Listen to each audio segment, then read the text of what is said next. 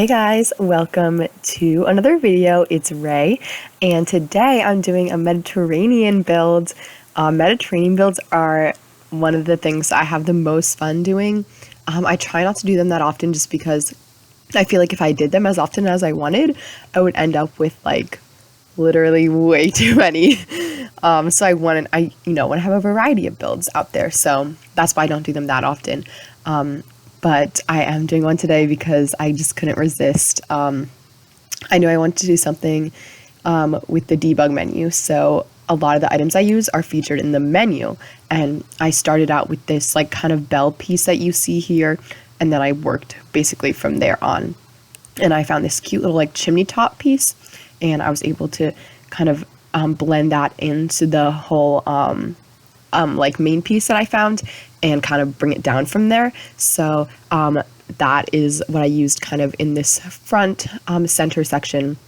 And I was looking through objects for a while and I found this little pole that came with cats and dogs. I think it's possibly supposed to be like one of the like gravestones for a dog, but when I sized it up, it just, it wasn't that obvious.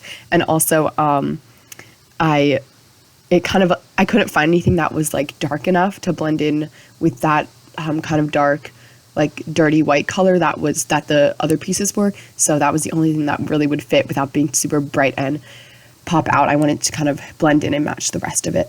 So that's what I'm doing here. I'm just kind of creating this front piece, and a lot of times I will go through like the debug menu and I'll find like one big piece that I want to work around, and I'll kind of like make my build off of that.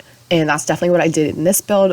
I find myself doing that more often, actually. Like, as I was making this, I was thinking about the last time I made a build from the outside or from the inside out, and I like can't even remember. I've basically been doing outside in for a long time, and I think that has actually been really helpful for me, because to me, the most important part of a house is the outside. I know if you're playing The Sims, it's a different story. You want to have everything in the house that you can get. It doesn't matter as much what it looks like on the outside because you're mostly just playing on the inside of it. So I understand why some players are more inside-out builders. But for me personally, because building is the only thing that I really do in The Sims, I definitely have found way more success in building a house only from the outside. So I'm looking at the front saying, this is what I want the front to look like. And then off of that, I build the inside of it. So my main priority is the inside. And today, it doesn't really matter at all what the inside looks like to me because I left the whole thing unfurnished. I'm sorry guys, but today I just really wasn't feeling it. And I was so happy with the way this turned out. In the exterior, I didn't want to change it at all in the interior, so I just left it as it is. I did do some exterior decorating. There's a pool out back, kind of underneath the back side of the house. On the lowest level, there's a pool. Excuse me. And I have some lounge chairs there, and I have some benches kind of all around the whole place. But other than that, I basically leave the whole thing empty. I'm sorry guys, I didn't have it in me today, but you know what? If you guys want to furnish this, I would love to see how you do it. Like, it is amazing to me how detailed people can be with the inside of builds and just how much they can tell the story of a sim with just the details from the inside of the house. So I really would like to see if you guys could furnish this whole thing. It's insane. I'm sorry. You do not have to, obviously. But if you would like to, I would love to see what kind of amazing decorators are out there who can furnish this and, make it look good on the inside as well, not just on the outside. So, sorry I did not go for that today. I'm having some allergy problems, so excuse me if I'm sniffling. But other than that main like kind of front bell object area that I have there, and the little ones that I kind of put down from there, I also use these debug walls, and they I think that they come with base game. I think all of those come with all of the debug objects I used came with the base game except for those cats and dogs pulls that I was talking about before. But I also love how many fences come with the game, and because I'm using the tool mod, it makes it a lot easier to kind of do what I want with them. And because you know how like when you have your feature to your fence feature, I'm like, what is it called? Your fence feature, it makes it really easy to control what length it is. But when you have a debug object, you can't control that, and you can't control how high up it is and this and that. So I was able to use the tool mod to kind of raise it up a little bit, size it up, then I raise it down into the ground, and just I get to do a lot of things to personalize it. And the best part is it matches with these other debug objects that I'm using in the build, so it's kind of perfect. And I realized, like, as I was doing this, that I start with the front of the build and then I start decorating everything in the front, and then I don't even go to the back until like after I'm done with the front, which normally doesn't happen. Like normally I'll be like, oh well, I'll make sure the front looks good with the roofs and then I'll go to the back and figure that out. But today I was just not having it in this build. I looked at it, I was like, I want to make sure the front will look good, I'm gonna do the front. Then I was not about to do the back of it because I was like, this is obviously big from the front, so I just didn't even want to try to make that work around in the back. I just didn't have the patience for it, so I took a break and then I came back to it later. I think that's one of the best things you can do if you're having builder's block and there's like a big project you want to do that you don't like have the willpower to do, or you just don't have the patience at the time. So what I would do is I would work on something that I know I'm going to put effort into, and I know that I will put the time into it to make it look good. So I knew I was going to do that for the front. So I have the whole front area like completely decorated. Then I could switch to the back and I'm like, wow, this thing is completely empty. What am I going to do with it? So it does look a little bit odd at one point because the front is all figured out and the back is just not happening. But so I'm figuring out the windows here. It actually took me a long time. I cut a lot of it out, but the windows took me a long time because I didn't know what I wanted to do. I think in one of my last few builds, like chic cabin, I think it's called, I had this idea of putting the dark windows in front of the dark wallpaper and the light windows in front of the light wallpaper. So I wanted to do that here, but it wasn't working at all. Like it wasn't blending in. And it was just it didn't pop enough, basically. So I did end up changing that, and I used these Realm of Magic windows, and I used a different swatch of them. I'll use the one that has the darker brown, so it has white in it, but it also has the dark brown, and I think that adds some color too. And you can see I add the brown columns as well, so they're not just the super beige, boring color all around. So I have a mix of color here. I have brown, I have beige, I have that sort of orange with the tile, and then I have white, of course. So I'm able to kind of bring in a bunch of different colors to keep up the interest here. I think one of the most important things in building is that you don't want it to be super boring, super bland. You don't just want like a flat wall. You need to have variety. So you need to have some pieces come out, some pieces stay back, up, down, levels, things like that.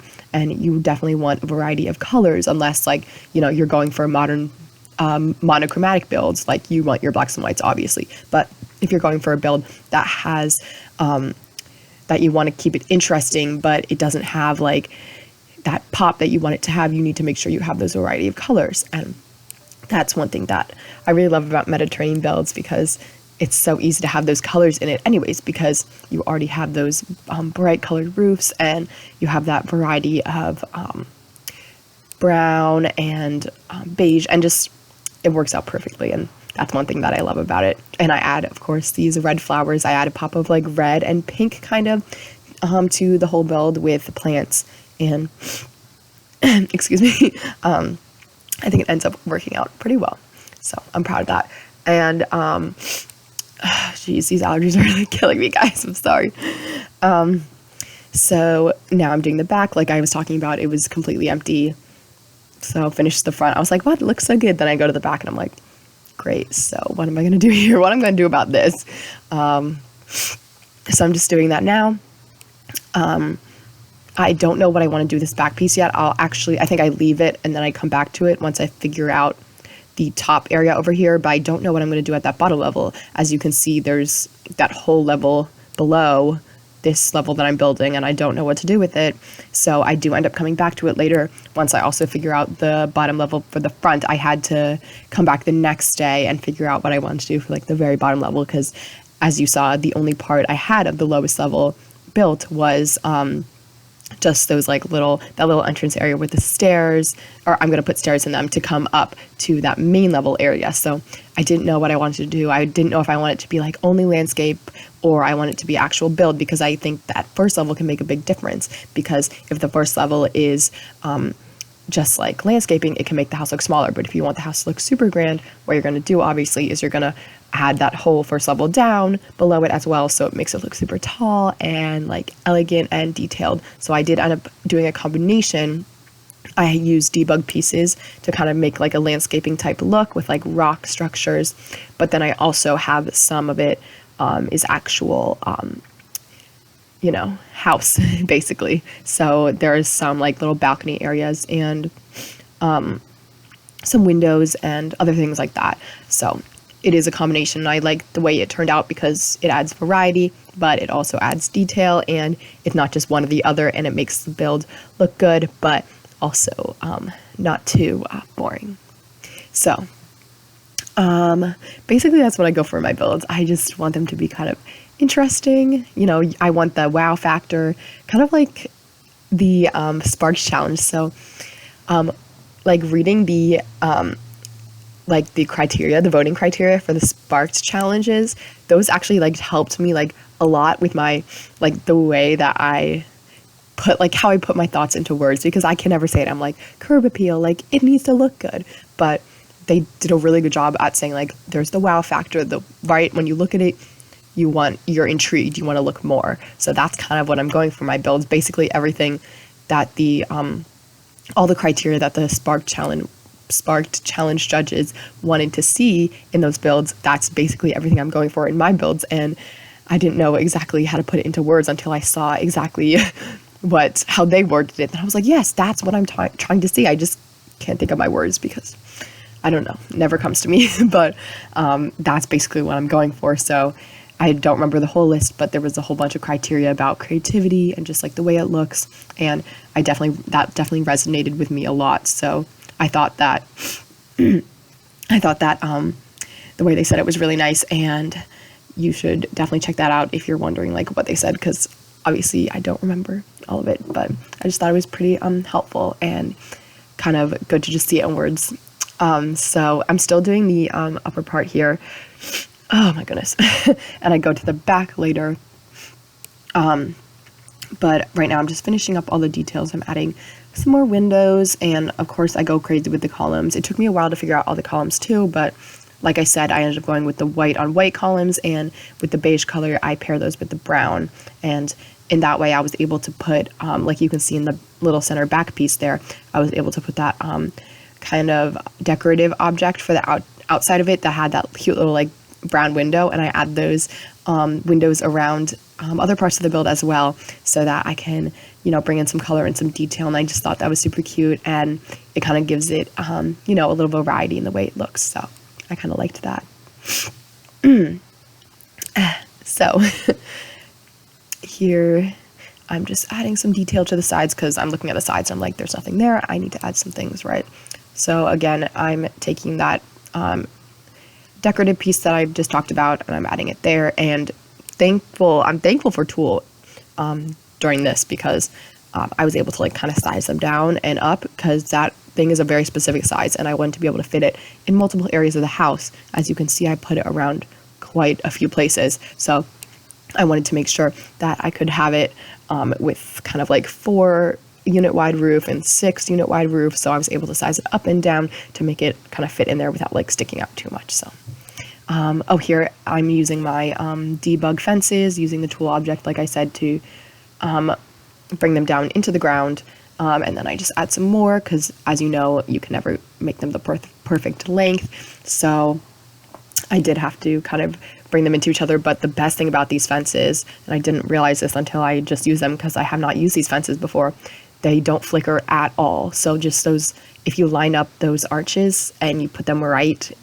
like literally right through one another so that they're just perfectly intersected, they don't flicker at all, which is amazing, and I'm so happy about that. It was perfect. So that's one thing that I was very happy about. So here I'm using the rock pieces that I was talking about before. I used this only once before. I got the idea from Kate Emerald. She made this beautiful rustic build with these, and I thought it was a great idea to be able to like use these debug objects to give the builds more like architectural style, and I just thought it was a great idea, and I really wanted to use them here because it kind of shows that this house is not just a house, it's also a structure. So I ended up putting plants in there, and I put them in this cats and dogs planter that I sized up. I think I used that in one of my other builds, one of my first ones on my YouTube channel. I think it was like Flourishing Falls or something like that, but I use it kind of like in the center of the house, and I love using it because you can size it up, you can size it down, and this way you don't have to go through the pain of putting around a fence and then doing terrain paint and all that. It's already this planter that's kind of potted already, so all you have to do is just place it down, size it up, whatever, put your plants in it, and it's kind of perfect. So I was able to add a lot of detail with that. I used it in the back of the build as well, and here I am going to the back of the build. Like I was talking about before, I kind of go back and forth from the front to the back, and I kind of leave the back be for a while, but at this time I'm like, I have to face it. I have to face my, I had to face it at one point. I can't just keep procrastinating, because I didn't know what to do with it. I knew that what I would end up doing would be fine, because I'll play around with it until it looks good, but I just didn't, procrastinating. So, now I'm finally dealing with it. I size all these down again, like I did in the front, and then I align them so that, they're right underneath the surface there, so they look like they're supporting the build from the back, and I end up opening the area through this underneath on that first floor, so that there's a pool area, because I really wanted there to be a pool in the back, but I ran out of space on the lot. I think this lot is only 50 by 40, so that definitely makes sense, because when I first started building, I was like, oh no, this is not going to fit. It's very big. I often run into the issue of having to move my builds from one lot, normal size lot, to a bigger lot, and then an even bigger lot. So because I have the issue, I was worried about it, and I promised myself that I wouldn't do that, and I did everything to make sure that this didn't have to be on like a 64 by 64 lot or like a 50 by 50 lot. So I definitely followed through with that. I'm proud of it. But this is in the in Del Sol Valley. It's on one of those kind of like lots that overlook the rest of the city, but they could probably could fit in any world if you wanted it to. It's because it's a 50 by 40 lot, so it could go. I think that can fit in basically any world. I'm pretty sure there are lots of that size in any of the places. I'm not sure. I'm not a world expert. I don't know. But now I'm doing this area over here, and because there's not a lot of space in here, I push that wall back and I create a lot more space underneath there so that I can place the pool. So that I think is what I'm going to be doing next. Actually, first I add some final details. And like I said, on that first level here, I'm starting to add the kind of balconies, just to add some extra detail. And because, like I just said, this lot is very pushed up against the wall. It's really pushing it close to that or back edge of the lot. I wanted to create some detail that kind of made it seem like it goes out onto the balcony, because luckily this lot looks perfect for just continuing the lot backwards, so you're not like pushing up against like a giant forest or whatever, so it can kind of it continues past the lot. So I was able to put in terrain paint so that the stone kind of continued, and you can see it comes out onto this beautiful terrace area with benches and stuff. So I thought it fit in pretty nicely, and that's the one thing that I really, really like about this lot here, is that if you run up to the edge, it's okay, because technically from the picture, it's not the edge.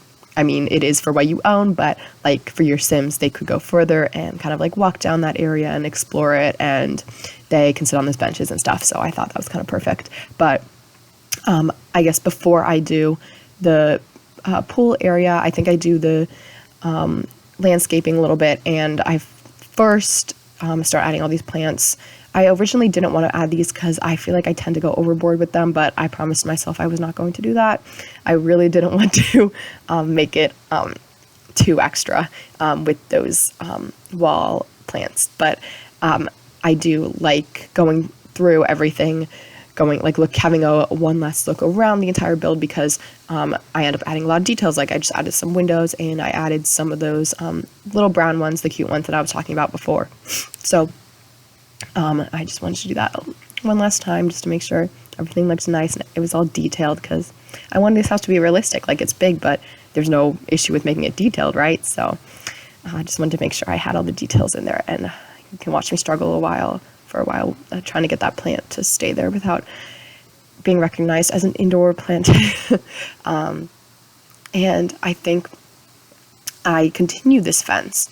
So I continue it just to that part of the house on the sides, so that it goes into the wall, and then from the back section on, that's what I have, the stone in the back, like I was talking about before, and you'll see that in a little bit. But I found these cute little planters in the debug menu. They're so cute, and I can't believe they're base game. They're beautiful. There's also another one that I know I've used in builds before. I think I used in my desert Sparks challenge wedding destination.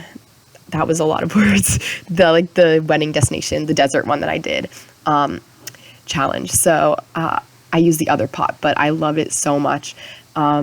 It's super cute, and I just can't believe like it didn't come in the menu. Like, we've gotten so many things similar to it in the actual menu, and everyone's like, why do I have to buy? So like, some people don't like to buy packs, so they're like, why do I have to buy it just to get like this cute little feature? But the debug menu has a lot of things that you might not realize. So I definitely recommend checking it out. And not only does it have things that are intended to be like potted plants, but it has other objects that you could use for whatever you want. For example, these arches, they were meant to decorate the world, but I used them to decorate this house, and so did Kay Emerald, and she does an amazing job. She's so good. She's my inspiration. She makes giant builds look beautiful, detailed every time. She's perfect. Definitely check her channel out. She is literally my inspiration. I love her so much. So just adding some last few details here. I start adding plants, and like I said, I continue the kind of red pink plant theme. So I add those in these planters here, and then I do end up creating plants kind of in the on the corner of the back lot, so kind of extending that plant situation beyond this just this little planter, because I had extra room and I did not know what to do with it. So now I'm extending the pool area. I'm sorry guys, these allergies are just so bad. I think it might have been because I was out of town. Like, you know, when you go out of town and your allergies are fine, and then you come home and they just get so bad, and I don't know. Like, let me know if you guys relate to that. I don't know. It's so much.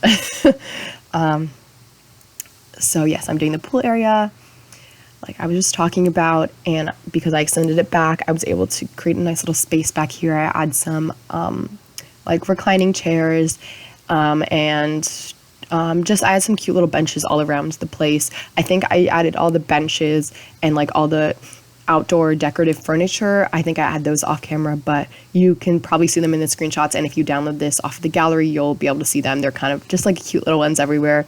I thought that they were cute. They added like a little detail and just kind of made this house what it is. There wasn't a lot of space to put like outdoor tables, so I definitely want to decorate the outside somehow. So on those all those little terraces you see, I put some chairs, and also, as you saw, I put those little kind of planter pots, and I thought those were so cute. So Anyways, oh, now I'm adding the, stone, like I was talking about. And then I add some more of the debug fences back here to create a more expansive section of plants. So that is basically all I have for this build. It is on the gallery. In my past videos, I have said that my gallery ID is Ray3501. I changed my ID username, so it's way simpler. Now it's just Sims YT. So Sims YouTube, basically. That's my ID for the gallery, so it's easy to remember. It's not a bunch of random numbers. It's basically my YouTube username and YT. It's also the same as my Twitter handle, Sims YT. So I'm trying to keep everything very consistent. So if you do want to download this, check me out at Sims YT on the gallery and on Twitter. Sometimes I post building updates, or I'll post updates when I upload videos. So that is basically it. We have a few more minutes. Oh, one thing I want to say, I had never done this before, but I thought it was genius, and I'm like never going back. You know how all the palm trees are exactly the same, and you want to like size them up, but you can only make them 2 times bigger, and you can only make them 2 times smaller, and you can't really raise it up without it just being floating in the middle of the air. So I placed a bunch of these palm trees, and I used the tool mod, and I sized some of them up like 1.2, 2.1, 1.7, just random sizes of their scale. So that way I was able to kind of create a variety of trees. They didn't all look the same, and I raised some lower into the ground so that they all looked different, and they were at different levels, they were different sizes, and I think that added a lot to a build, because it's not just like tree, and they all look the same. It's like, some trees here, they're all different because no tree is the same anyways. So it's hard in The Sims to make trees look like they're not the same copies of each other, because they literally are. One thing that I liked in The Sims 3 is that when you did terrain, it randomized it, and The Sims 4 doesn't do that. So that was one thing that I really liked. But these are the screenshots of my build. Thank you so much for watching. Let me know what you thought. As I said, unfurnished, I apologize. Didn't have it in me, but as you can see, there's lots of space. I would love for you guys to furnish this. Thank you so much for watching. I'll see you guys next time. Bye.